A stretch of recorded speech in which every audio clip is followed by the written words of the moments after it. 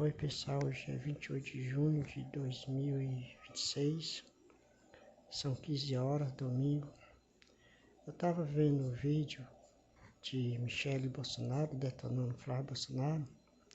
Pelo que a gente veja, o relato dela, ela está querendo se promover a um cargo político. E ao mesmo tempo detonando o Ciro Ferreira Gomes. Quer dizer, eu vou colocar o vídeo para vocês assistirem. Sabia ainda era o que estava sendo acordado nos bastidores, não pelo meu marido, não com seu conhecimento atualizado, porque ele infelizmente estava preso e essas pessoas não tinham mais contato com ele. A última palavra sobre o Ceará, ele falou a mim e eu transmiti à cúpula do partido. Voltando ao evento, enquanto ele ocorria, eu percebi algo que me tocou fundo. Havia muitas senhoras mais idosas, de cabelos brancos, usando camisetas com o rosto do meu marido, olhando para mim, olhando para o André, olhando para o pai dele e dizendo em voz alta: Michele, Ciro não. Quando o André e o seu pai foram discursar, as vozes ficaram mais altas, mais incisivas e diziam: Ciro não.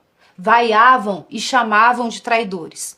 Eu fiquei ali assistindo aquelas mulheres, aquele povo simples, fiel, que não negocia convicção por aliança pragmática. Quando chegou a minha vez de falar, eu me dirigi ao André Fernandes. Eu gosto dele, eu não falei por raiva. Falei por respeito, porque respeitar e gostar de alguém é também ter coragem de dizer o que precisa ser dito. Eu fiz elogios sinceros, critiquei o ato, a aliança precipitada com o Ciro, e não a pessoa. E encerrei elogiando novamente o André, a Bela, o Carmelo e todos os jovens ao redor dele. Alguns acharam que eu não deveria ter falado.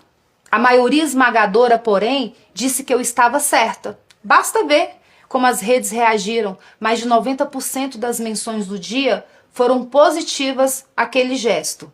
Mas, independentemente disso, posteriormente, pedi perdão ao André por eventualmente tê-lo magoado. Magoar nunca foi a minha intenção. Quando o evento terminou, eu voltei para Brasília. E durante o trajeto de volta, aconteceu algo muito ruim. Algo que eu não esperava. Algo que doeu de um jeito que palavras custavam a descrever. Uma punhalada.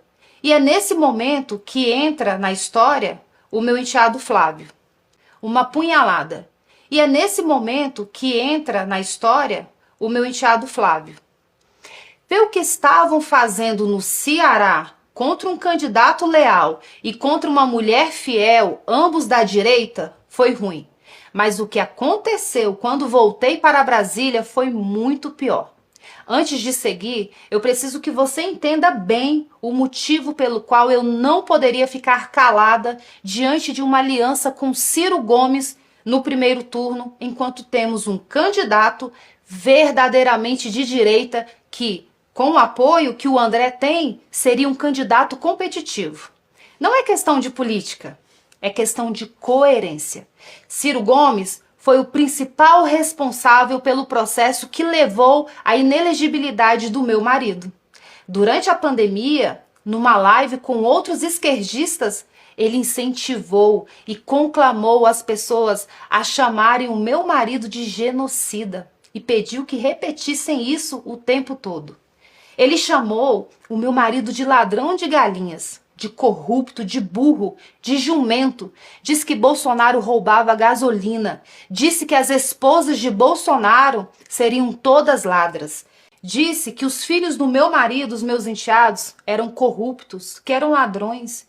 E deu a eles um apelido: ovos de serpentes nazistoides. Essas foram as palavras de Ciro Gomes sobre os filhos do meu marido. Sempre foi um corrupto. Eu conheço o Bolsonaro. Bolsonaro roubava dinheiro da gasolina do gabinete dele. O que o Bolsonaro está com medo? Está com medo porque esses filhos dele são tudo bandido. O que está acontecendo é que os filhos do Bolsonaro são tudo bandido e o fogo está chegando perto. E agora, como se nada tivesse acontecido, os filhos defendem uma aliança com o candidato que deixou o pai deles, o meu marido, inelegível e humilhado. Tem mais. Durante a pandemia, ele insinuou que pastores e padres que prestassem assistência religiosa às pessoas deveriam ser presos. E quando vieram as arbitrariedades, as prisões, as condenações injustas do 8 de janeiro, incluindo a do meu marido, o Ciro Gomes se alegrou. É para se unir a esse homem que o PL do Ceará está abandonando um candidato legítimo da direita? É para se unir a esse homem. Pessoal, o que Michele Bolsonaro relata no vídeo, pelo jeito ela está se promovendo a um cargo político. E também ela falando do Ciro Ferreira Gomes, o Ciro, de qualquer jeito, quer entrar no poder. Não importa o jeito que ele vai entrar, mas ele quer entrar no poder. Mas fica aqui a pergunta, será que ele vai acabar com a violência mesmo no estado do Ceará?